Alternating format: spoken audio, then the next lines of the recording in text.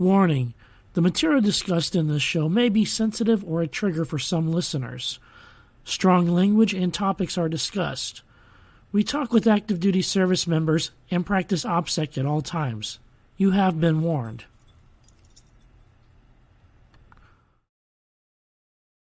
The Bipolar DM, Jason Cottam. His show talks about Dungeons and Dragons, indie writing, and living with a mental illness, in particular bipolar disorder, borderline disorder, and major depression, among other diagnoses. Check us out right here on Saturdays, 7 p.m. Eastern, also on WLFE-DB.com, and wherever else you listen to podcasts. So take a seat, sit back, and get ready for the Bipolar DM. Welcome to the Bipolar DM Show. I am your host, Jason, the Bipolar DM. Welcome, and thank you for tuning in. This is a show about Dungeons and Dragons, indie writing, and living with a mental illness, in particular bipolar disorder, borderline personality disorder, and major depression, among other diagnoses. If you'd like to reach out to us, you can email me at thebipolardm@gmail.com. You can also visit my webpage, thebipolardm.com. There you'll find previous episodes of my podcast, as well as my blog, resources on indie writing, Dungeons and Dragons, and mental health, as well as links to my live show as well. Check us out on Facebook as well.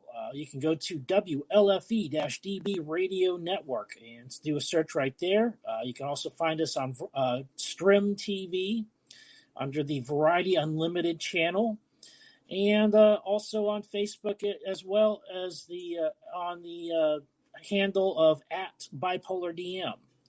This show is also broadcast on twitch.tv/the BipolarDM if you like to watch on there as well. And you got also previous episodes of my show available there, as well as Bipolar Dragons and other things that I do. We are a supporter of Safe Space, and if you're not familiar with Safe Space is, that is a virtual place for you to go when you are in crisis, and we do not judge. We are just here to listen and to help you out. We're not doctors. We're not psychiatrists. We're just here. Just be a presence. Go to WLFE-DB.com for more information by clicking on the Safe Space button that is there. Also, we have the Veteran Podcast Awards coming up this week on October 5th. If you go to veteranpodcastawards.com, they'll have the announcements there. Voting is closed right now. And we have a Patreon account as well. If you like what we're doing, like the show, and want to support us, consider becoming a Patreon supporter, and we have different monthly levels that you can support us at. Go to patreon.com/bipolardm for more information. In today's show, we have a guest on that we had on previously, Jason Eastman, who is a professional dungeon master, and we're going to be talking with him about some news that came out of Wizards of the Coast, who are the owners of the rights on Dungeons and Dragons, and let's go ahead and bring him on board.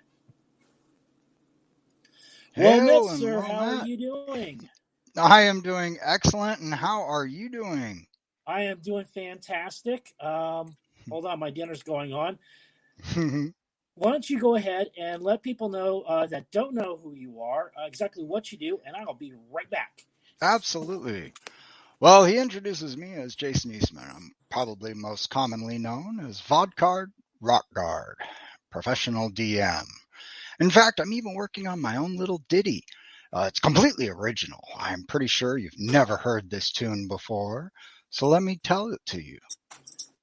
Now, this is a story all about how my life got flipped, turned upside down, and I'd like to take a minute, forget my school degree. I'll tell you all how I became the DM of D&D.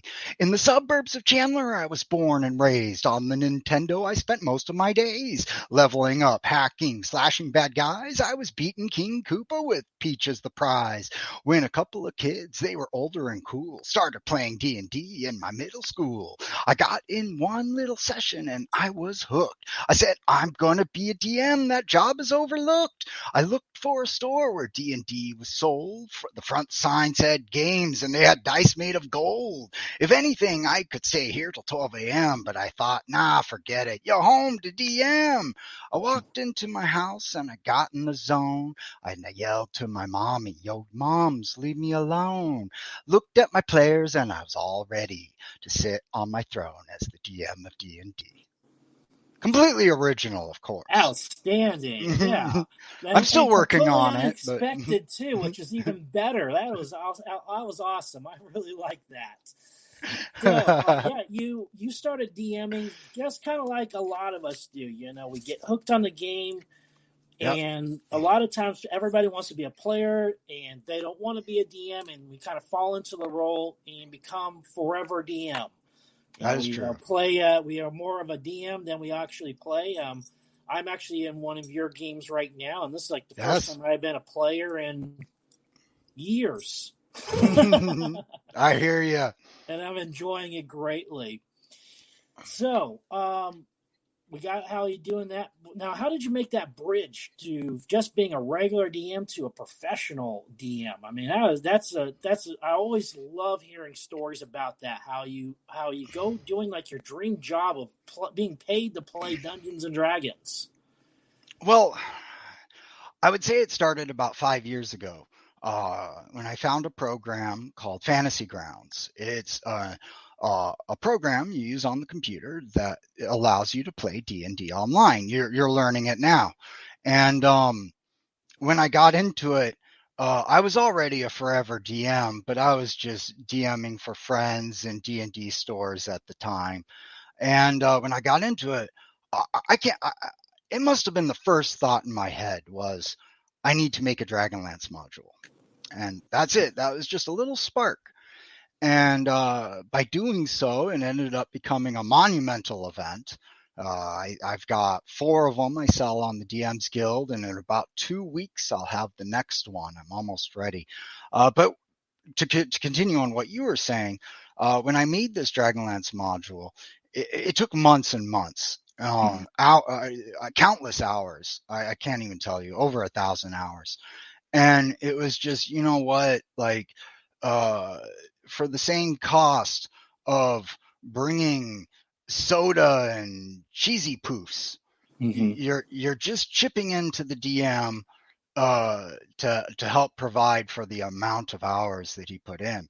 And that was my original thought. And it's actually completely changed since then. But that was the original thought was, hey, you know what? Let's just go fishing and see if it works. And I ended up having like 3 Dragonlance campaigns in 3 hours. I've never seen it like that. It was insane. I just went on social media and was bombarded with requests to join a Dragonlance campaign. And then I ran those. I did a Curse of Strahd. And then I started doing Eberron.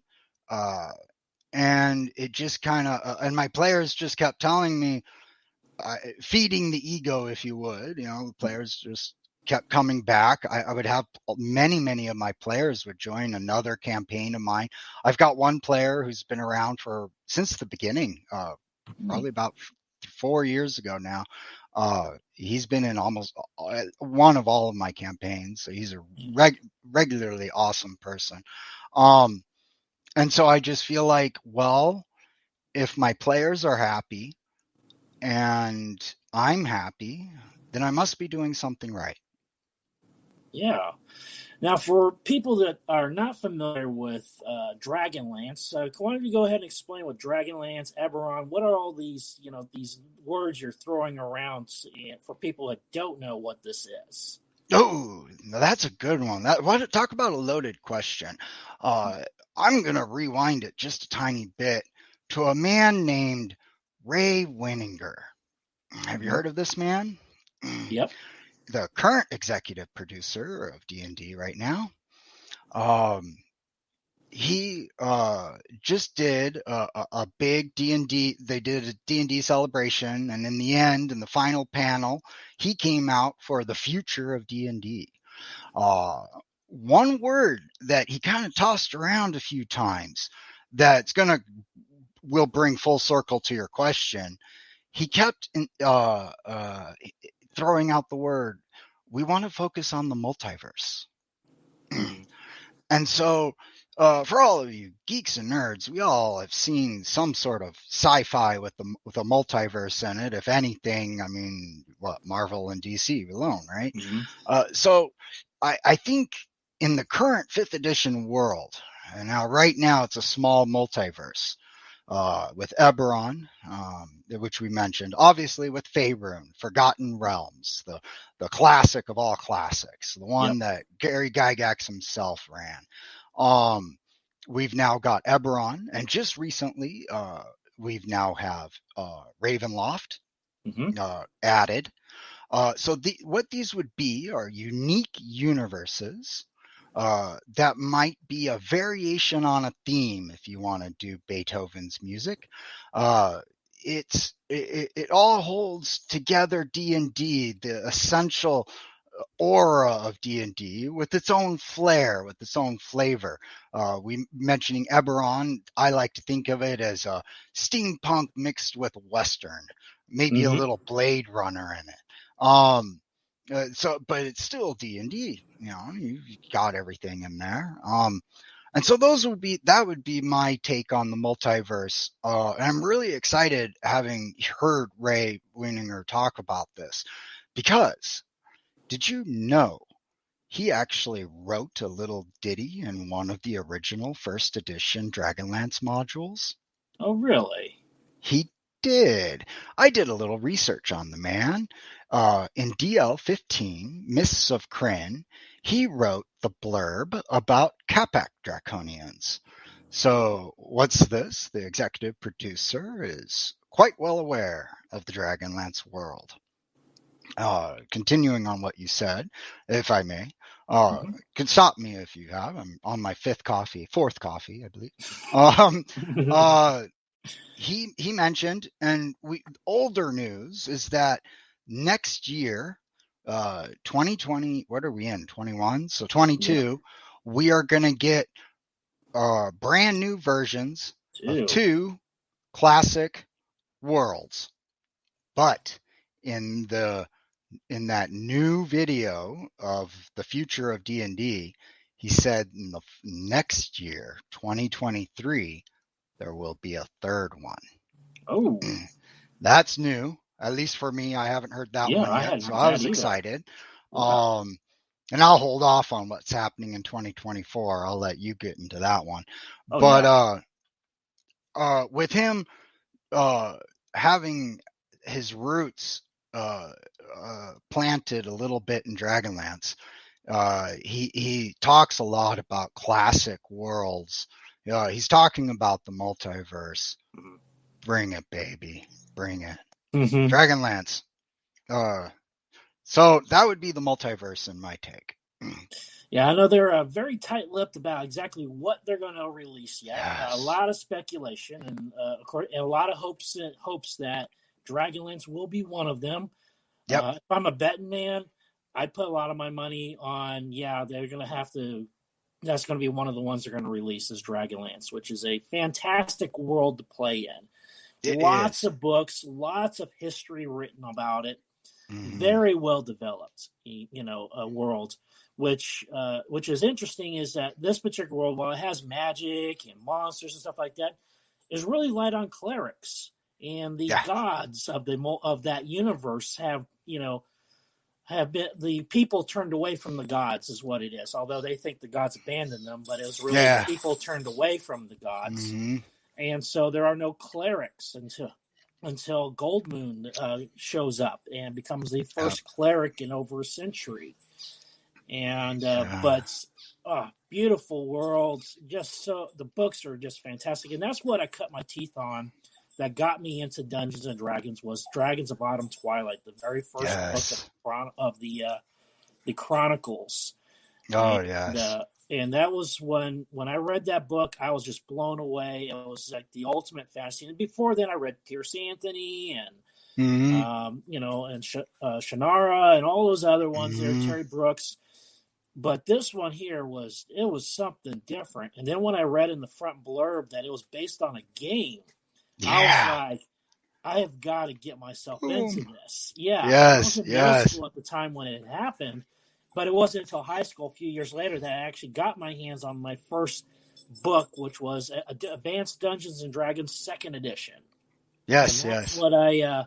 What I started out with playing was that right there. And so, but if anybody's interested in Dragonlance or just Dungeons and Dragons in general, highly recommend picking up a copy of Dragons of Autumn Twilight, and that would be a great introduction into the world of Dungeons and Dragons and what it's all about. It's a classic adventure with a classic party where you have your cleric, you have your wizard, you have your archer, you have your fighter. You have them all very well balanced, a knight, all that stuff, and in a very well developed world that's with an overwhelmingly powerful enemy that they have to take on, which is horde. This horde of dragons, black and red, that are coming in. These evil dragons that are sweeping across the world, and it's just an amazing world to play in. And it is, and I'm really excited for the new trilogy to come out. If I were a betting man, it's gonna fill in all the gaps of the original Chronicles trilogy.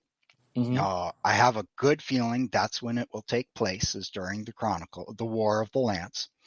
With the books coming out, it would be quite weird if they didn't come out with a campaign setting.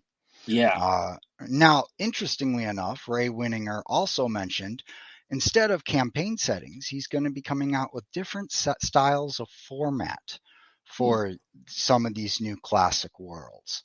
So I've been really thinking about this, and I think Dragonlance has a perfect opportunity to bring a whole new generation of kids in by remodeling D&D. I'll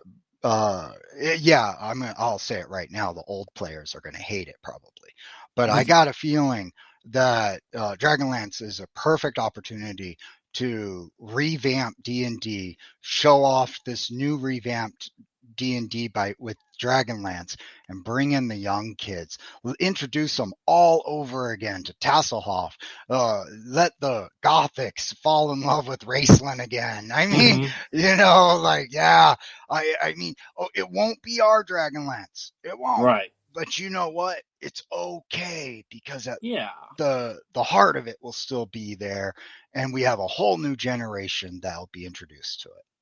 Yes, and in addition to that, for those of us who are nostalgic, it'll be a chance for us to revisit our youth, when these books first came out, and for those of us who read them and everything like that, it's a great way for us to re-experience something new. I mean, I'm rereading Dragons of Autumn Twilight right now. I'm just about done with it, and I'm about ready to pick up Winter Night, the next one I got in the series. And it'd be really awesome to read an original story where I don't know what's going to happen. Even though it's been 30 years since I've read these books, I still it all comes back. Oh, I remember this. Oh, I remember that. I know what's going to happen next. This is going to be a chance to read a book with some of the favorite characters or a favorite world. I don't know if they're going to bring the characters back or if they're going to bring the world back. Obviously going to bring the world back, but hopefully they'll bring the characters back too. And have something new and original. And that's what my hope is. I'm really looking forward to that. And fresh, of course, something fresh. Yes, and that is what I'm really looking forward to, is something fresh, something new. And now, of course, this is not official. We're just speculating. Of course. No idea what the second multiverse is going to be. I have no clue. I have no idea what it could be. That they might be releasing on the of the two that they're of the classics. Yeah. You got any theories? Okay, so the heads up of D&D have really, really been stressing one thing. If anything, this is the one thing the D&D, the company, Wizards of the Coast, has been stressing. We are listening to the players. That's what they keep saying. They keep saying, we're listening to you. We're taking your advice. And so we got what's coming out in 2024 because of supposedly our advice. So let me think here. I would say that because that is the one thing that they keep listening to, I got a feeling that it's we're going to get what we want. So what worlds? You're asking what worlds? I would say based on statistics, a lot of the polls that I've seen, Dragonlance is usually second in the polls. Sometimes it's first, sometimes it's third. Actually, a surprising one for me is Dark Sun. Although yes, I'm gonna nix it. I don't know. I got a feeling it won't. It wouldn't properly translate into fifth edition really well, but it could be. It's actually number one on many polls. Another one that I think this one will, Spelljammer. Oh, remember that one? I think that's going to be one of the classic worlds, because what was special about Spelljammer? The multiverse. Yes. And that's what they're hinting at right now. So I got a feeling, you put 2 and 2 together, you get 5, and I think it'll work. Yeah, and for people who don't know, Spelljammer is basically these ships with a magical bubble around them that fly through space from one world to another. And then, of course, you got pirates and all kinds of other stuff, because space is very dangerous, And so it's just kind of like a blend of magic instead of science to transport you from one world to another. And that was how they linked the worlds together in the multiverse previously, was through Spelljammer. Dark Sun, it was if I'm remembering right, was a blighted land after a huge magical war. And so it's kind of like post-apocalyptic with still some kind of funky magic going on, wild magic, stuff like that. But it was very post-apocalyptic and very popular, hugely popular world. It was. In the previous editions. It was. And so was Spelljammer as well. And but those two, as I'm thinking about it, those were at the time TSR, the previous owner of the rights to Dungeons and Dragons. Their bread and butter was Dark Sun and Spelljammer and of course Forgotten Realms and Dragonlance were the big ones that they had. And then of course they added in Ravenloft, which is a gothic horror with vampires and werewolves, just like the old classic movies, where you got the castle on the cliff top and where it's always lightning and storming, 24 hours a day, and the villagers are restless and they're charging the castle with pitchforks and torches and stuff, and a lot of fun. I'm running 2 campaigns in there right now, with the third that I'm getting off the ground right now. Nice. And so I've been playing in Ravenloft a lot and enjoying that a lot. And then, of course, with the new announcements, which we're going to talk about on the other half of after the break, the new announcement that's coming out of the pipe for 2024 for the new quote-unquote evolution. Yeah, Dragons, not hinted at. Yeah, it's we'll be talking about that after we take a quick break, and let's go ahead and do that right now. Let's go ahead and go to commercial, and then we'll talk about what's coming up in the future. Oh, yeah. Life just got sweeter now that WLFE DB has merchandise. Show your support by purchasing your t-shirts for WLFE, Paratalk Radio, Inside the Drag Closet, and more. But it doesn't stop there. T-shirts, coffee mugs, tanks, buttons, cloth bags, and more. Go to WLFE-DB.com. On the top bar, click on the merchandise tab and bam, there you go. You got merch. Support the shows. WLFE-DB.com.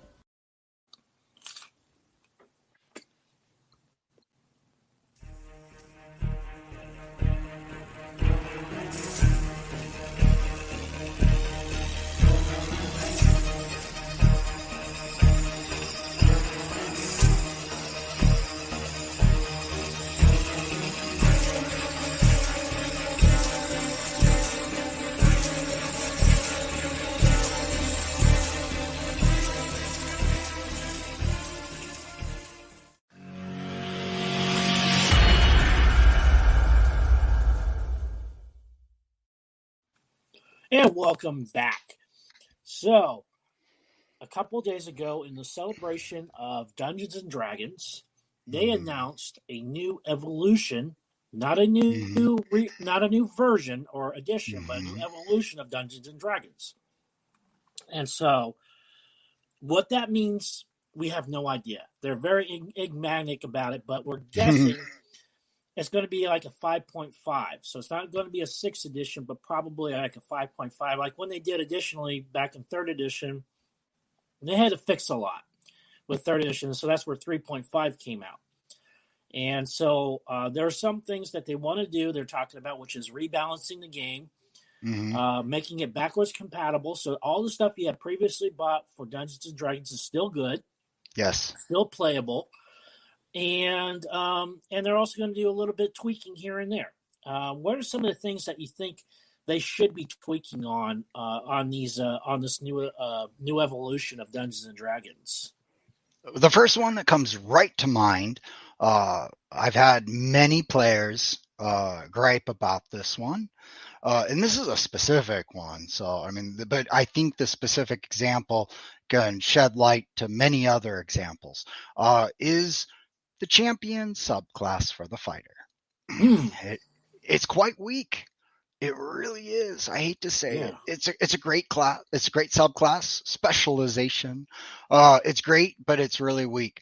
So actually, in the Dragonlance campaigns I run, I actually revamped the champion, beefed him up a bit, and everyone who plays Caraman, who is my champion in Dragonlance, seems to do much better than in the earlier campaigns before I revamped it. So that would be one just specific example, but it kind of sheds light to show what type of examples there would be. It's just, if you ever played MMOs, I'm pretty sure the first thing that's going to happen when 5.5 comes out is everyone's going to scream they nerfed it. And you know what? No, it's called rebalancing. That's what they'll probably do. Yeah, I know fighter class is sorely overlooked in 5th edition. They beefed up the bards, they beefed up the wizards, they beefed up the monks, which traditionally were rather weak classes. But the fighter was totally overlooked. And that's one thing I'm really hoping that they're going to do is do a revamp on the fighter, bring back possibly some more feats, some more abilities, and give the fighter a pun intended, a fighting chance. Now, there was some other rules they're talking about. Now, they're talking about retweaking or rebalancing, so we got the fighter class that we're talking about. What other things that you think that they might need to rebalance in 5th edition that's kind of out of whack? Because there's some things where some things are just way overpowered on there. So what are some of the things that they need to tweak on 5th edition, you think? That's going to be a good one. Thinking about all my campaigns, boy, I do have some min-max players. Yep. And I have learned a few tricks of the trade they like to do, per se. And I would say the sorcerer class. With the possibility of sorcerer points and being able to twin if you are going down that route, a little too powerful. Now people are going to flame me for that one, I think, but sorcerers are a little powerful. I think they could be dumbed down just the tiniest bit. I wouldn't say dumbed down. I think they could be just balanced a little bit better. It seems that a lot of my sorcerers in my campaigns can really surprise me when I throw an ancient dragon at them and they beat it in round 2. And I'm like, oh, no. So but that's again just another specific example. I think all in all, the biggest rebalancing that I'm going to be curious about is so they've been testing the waters, treading them a bit with legacies instead of like races, I believe. I think I'm saying it right. No, how does it work? But instead of totally picking out a race, you can kind of do a like a legacy sort of yourself. And so I'm really curious if they're going to stick with that. Meaning you could still play the classic races, or are they going to really beef that part up instead? I mean, society's changing, and I'm not going to get into that topic, but society's changing. And we already did mention Wizards of the Coast is claiming they are listening to us. So I think the biggest changes aren't exactly what's needed mechanically, but more what's needed societally. Is that a word? It's a word now because I just said it. Yeah, socially. There we go. It's what's needed for the modern time. Yeah. I think that is going to be the biggest tweak of D&D, and that I wouldn't give specific examples of. I mean, we've already seen it a little bit. They've revamped Curse of Strahd. If you haven't looked at the revamp of it, I like it. I read through it, and it actually makes me, I've run it so many times, but it makes me actually want to run it one more time. So I'm curious. And then when the Ravenloft book came out, we got little more teasers of a modern societal book, a book that fits the modern society more than the old people like us. I'm a lot older. Are you talking about Van Richten's guide? Yeah, Van Richten's Guide to Everything. Yeah. And I don't agree with everything, I'll admit that, but I see what they're trying to do. Yeah. And I appreciate it. And one thing that that Wizards of the Coast has really made strides for is to be more inclusive. Yes. And playing at the table. Very, very much more.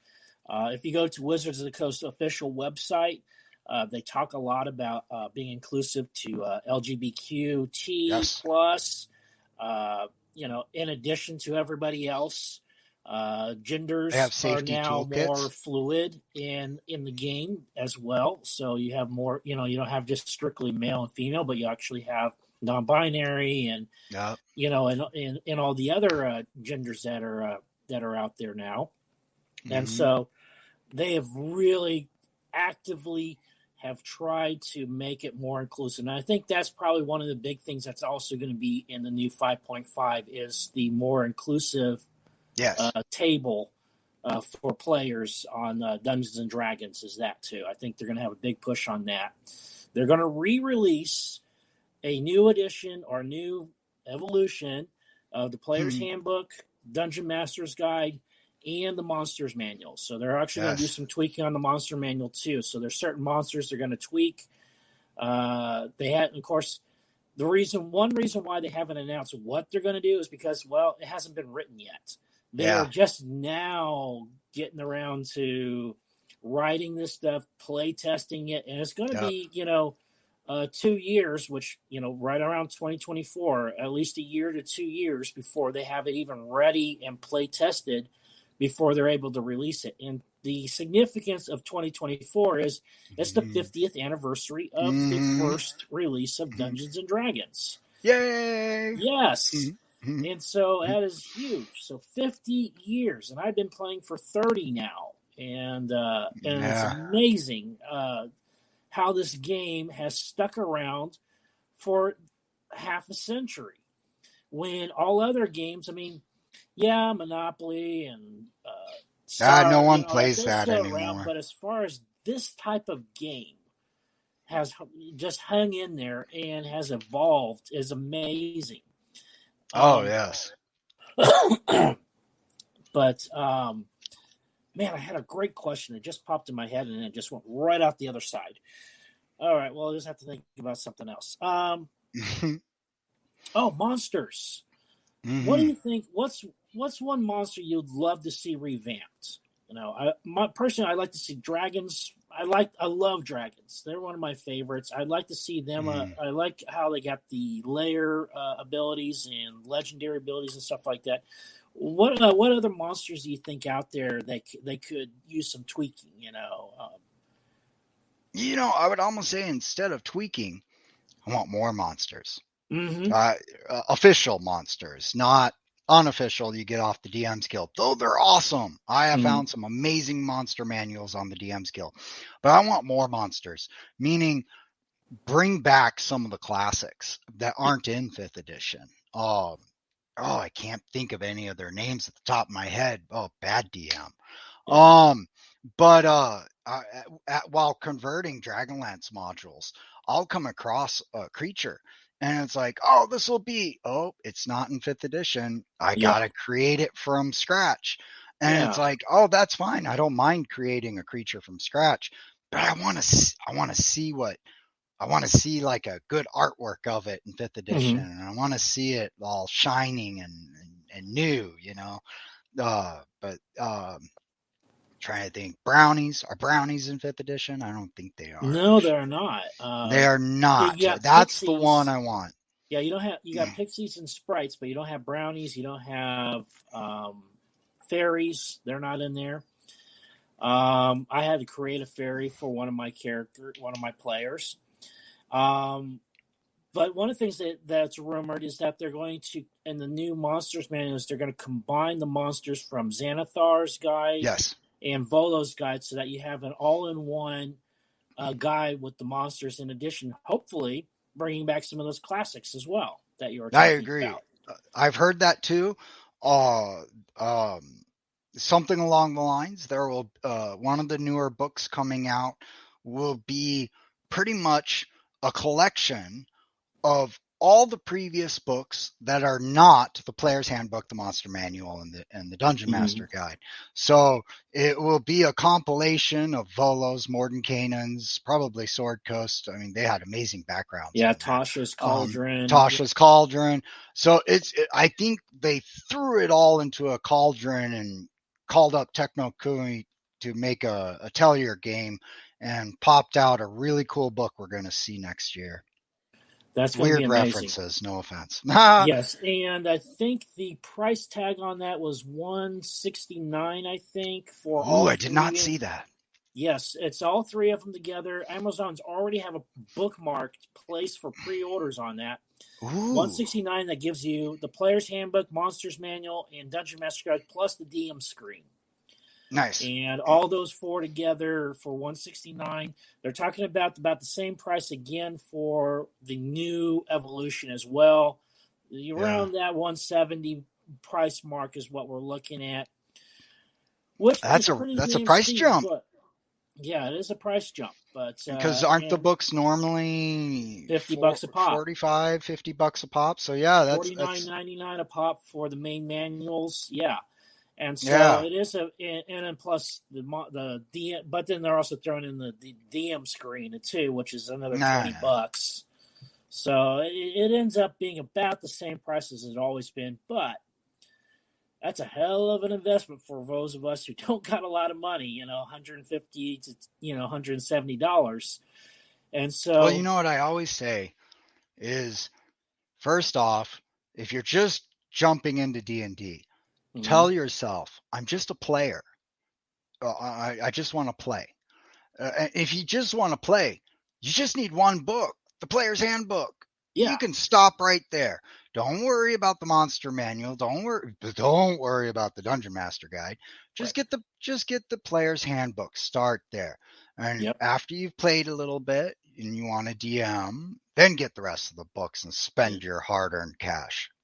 Yeah, and even then, the DM's guide is awesome. Lots of tables, a lot of help in teaching you how to play. But on a shoestring budget, you only need two books: Player's Handbook and the Monsters Manual. And that is the minimum you need to play Dungeons and Dragons as a Dungeon Master. The Dungeon Master's Guide is a fantastic addition if you can swing it. And helps a lot, and I still reference it all the time for the tables and stuff like that when I'm just randomly generating a dungeon or a town or anything like that, an adventure.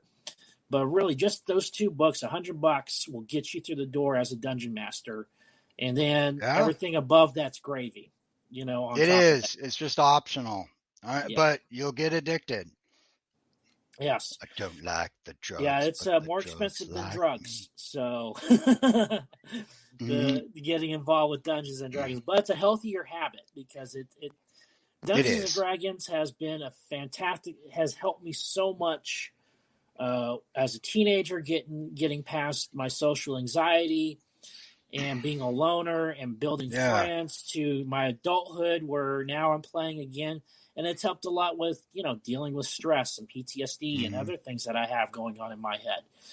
And so, let's talk about that for a while. Yeah. I mean, how D&D helps our mental state. That's important.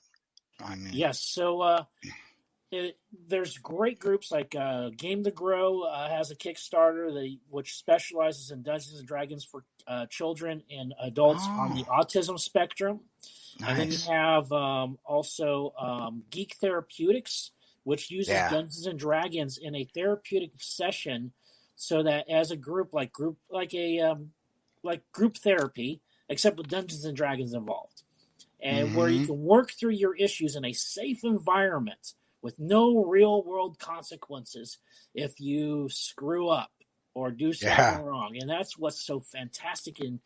And the studies coming out with Dungeons and Dragons in the last 10 years being used in play therapy has just been fantastic. And what are some of the things that you've noticed that's helped out with playing in Dungeons and Dragons with mental health? Oh boy, that's opening a can of worms. But I'll get into that one. Yeah. So since my last visit here on the show, I actually am going through a divorce. Yay, boo, whatever you want to say. It doesn't matter. I really wish my wife the best in her life. My focus right now is to get my life in order.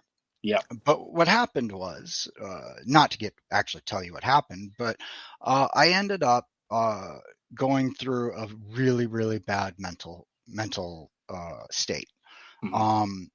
I was not the one that chose the divorce, and so because of such, I just spiraled down. And this was just like a couple months ago, and I would say like for a good month and a half, like almost 2 months, it would be hard to get out of bed. It would be hard to do anything. But to come to your question, it was D&D that really, really saved me. And it wasn't just playing D&D. It's the community. Yes. Like, if I could say right now, I appreciate every single player in my Discord server more than they would ever know, because they kept me alive during a time I did not want to be alive. If that makes sense. And experiencing it firsthand at your table as a player, you are very open about what you're going through, and everybody is very empathetic. A lot of us have been where you're going through right now. I know personally I have. I have been through that dark road and came through the other side. And so, it's the community is what I think is what really has kept Dungeons and Dragons going for 50 years. Yes. Because it's not just a game. It is a social experience. Yes. Where you're making friends that you would never normally have. You'll have the jock and the cheerleader and the geek and the band geek all at the same table slaying monsters with a common enemy. Yes. So that is what's so great about the game is the social aspect of it, which has been a challenge with the pandemic. A challenge, not impossible, but it has been a challenge, and that's where online playing has really come in on its own with the virtual tabletops such as Fantasy Grounds, Roll20, and others that are out there now. It was very fortunate that they were already out there when the pandemic hit, but I'll tell you what, they really have come into their own in the last year, and development and improvement of the game quality and everything like that. And the social aspect too. When you go to a convention and play Dungeons and Dragons, you make new friends. You make you people are complete strangers. I've done it on Gary Con. I played virtually last year on Gary Con. I'm looking forward to it again. They're finally going to have it again in person, but I'm probably going to still do the virtual one because I can't make it up to Michigan for Gary Con. But I ran Dragonlance last Gary Con. The people I've met has been unreal. And oh no, I'm just joking. It's all good. But the social aspect has been great. And what do you think about, how society has embraced Dungeons and Dragons from the satanic panic to now is in therapy? I mean, what do you think about that? Well, Dungeons and Dragons is not for losers. Mm-hmm. It's for everybody. Mm-hmm. That's what I have to say. Amen to that. Because shows like Critical Role and Acquisitions Incorporated, plus the dozens and dozens and dozens of other live stream games, including my own, have really brought Dungeons and Dragons out to people to see that how playable it is with this 5th edition. That's one thing I love about 5th edition. If this was 2nd edition, it would never work. It would just fall flat on its face. But with 5th edition being so playable and really player focused, and getting away from the combat aspect, and more on the role playing part, has really opened up the doors for a lot of people who aren't into war games, but into really wanting to play and be somebody else, to be a character in a story. And do you think that with the new 5.5, are they going to go back, take a step, I hate to say step backwards, but a step towards more combat, kind of rebalancing that part too, because they kind of went really heavy on the role-playing part and light on the combat. You think they're going to come back a little bit to more combat and boost that up a little bit more like they did with 5.5?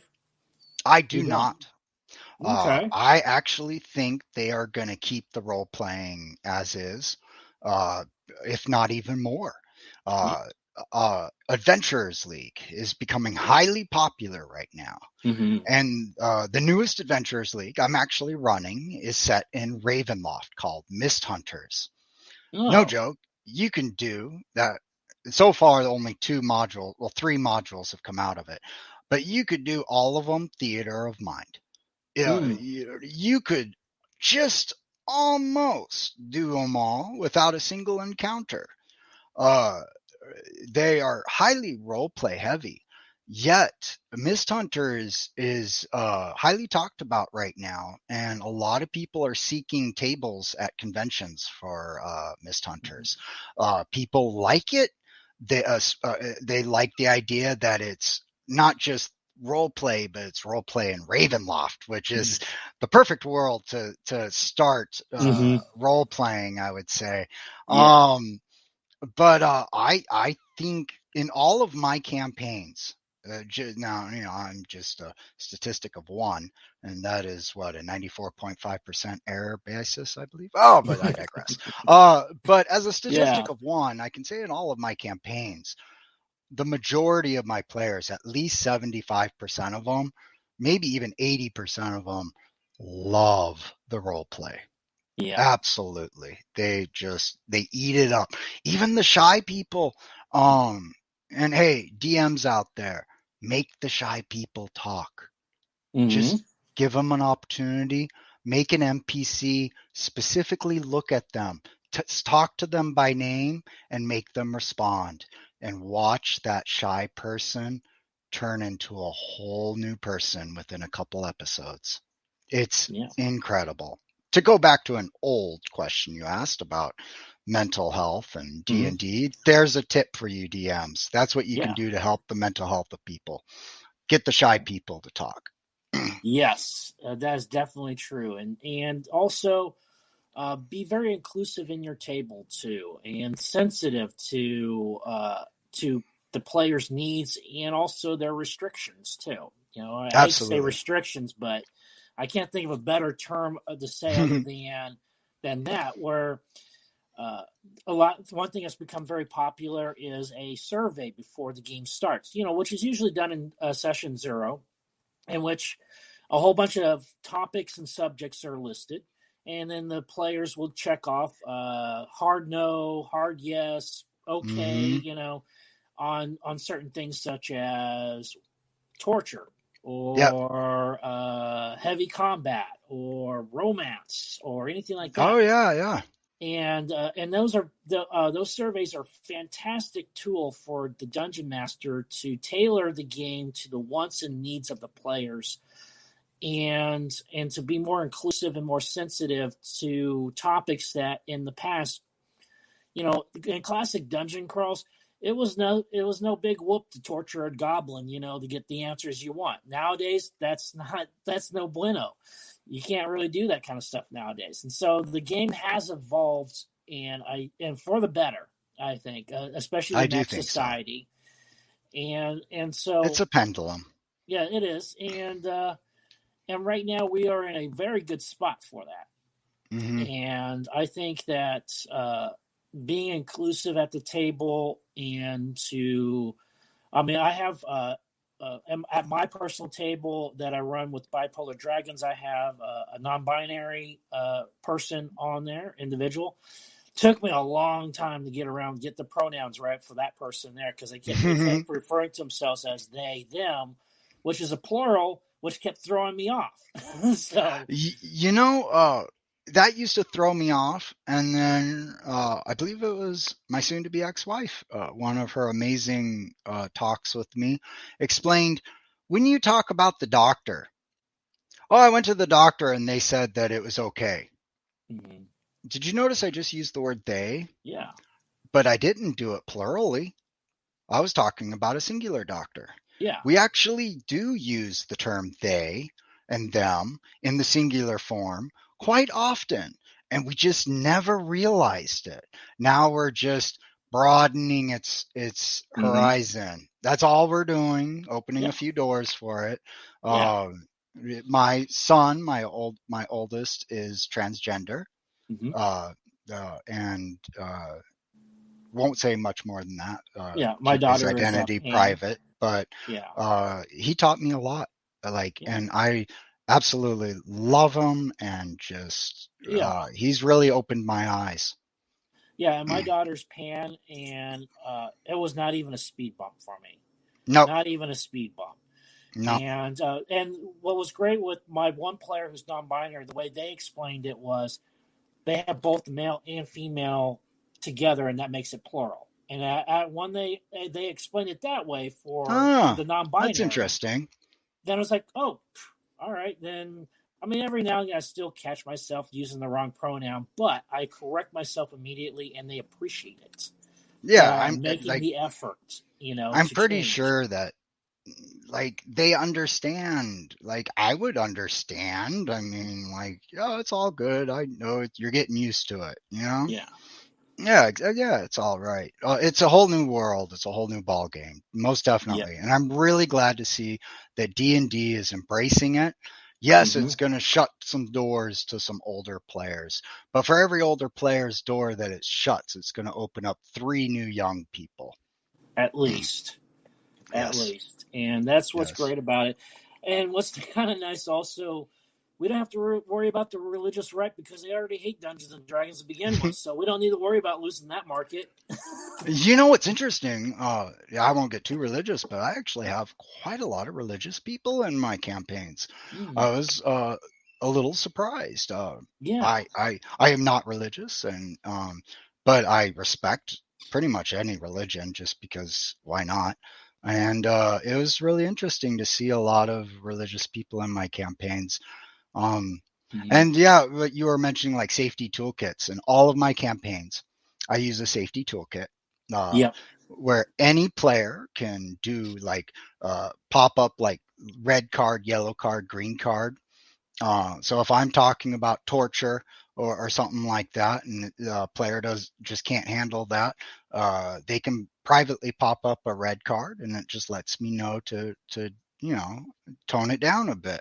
And it's not for everybody, but for the people it is for, It's quite important. I've got players that were in wars and have scarred their mental health because of such. Mm-hmm. And there are certain topics I have to avoid in a few of my campaigns. I've got no qualms with that. Those people were in war. I mean, I can only fathom the problems that they may occur if I bring up something that, shouldn't probably bring up in the first place. Yeah. So, I mean, so it's not for everybody, but for the people it is for, it's very important. And that's why we should have safety toolkits in our D&D campaigns. And this is a great topic to wrap the show up on. Yes. It's the safety part, which is, we as Dungeon Masters are actively trying to create a safe space for everybody. Yes. And that is what's so great about the new generation of Dungeons and Dragons, is that it is a safe space. And we want it to continue to be such in our play. And we want more people involved. I mean, I think the last statistic I heard is 40 million people have at some point played Dungeons and Dragons worldwide. That's amazing. And that is an amazing statistic right there. That they've at least played once, And now I don't know what the stat is on current players. I don't think anybody really knows. Hasbro probably has it somewhere, but. Yeah. Hasbro being the owners of Wizards of the Coast, so. Yep. But anyways, thank you so much, Jason Vodkard, absolutely, for being on with us. I really appreciate it, and to everybody else, Dungeons and Dragons is a fantastic game for you to play, to get involved in. And if you have any questions, comments, snide remarks. Hey, send me an email at thebipolardm@gmail.com or visit my webpage, thebipolardm.com. And either way, you can get a hold of me through there. But if you're interested in playing, want to find out more about Dungeons & Dragons, give us a shout, and we would love to talk with you about it. And absolutely. Do you have any departing words for us, Vodkard? Vodkard rock hard. Professional DM at your service. Hey, everybody, get into D&D. You always wanted to try it. Now's the perfect opportunity. And hey, if you like my personality, no one's got Vodkard on the internet but me. Just look up Vodkard, you'll find me. Quite simple as that. And I'll take any criticism or praise that you want to give me. I don't care. But most importantly, I'm going to agree with what Jason's about to, pointing it that way. I'm going to agree with what Jason's about to tell you all. Take your meds. Yes. So, thank you so much. And yes, we're gone. So, thank you for listening to the Bipolar DM. They love sharing thoughts and ideas. See you next week. 7 p.m. Saturdays on WLFE-DB.com, where our shows are your shows, and that makes for great talk radio. WLFE Digital Broadcast Network is on TV.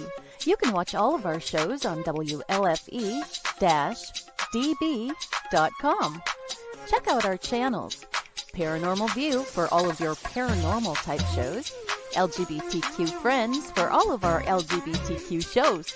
Variety Unlimited for all other shows. It runs 24/7 right on WLFE-DB.com.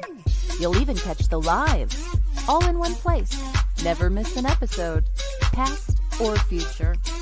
WLFE-DB.com, where our shows are your shows.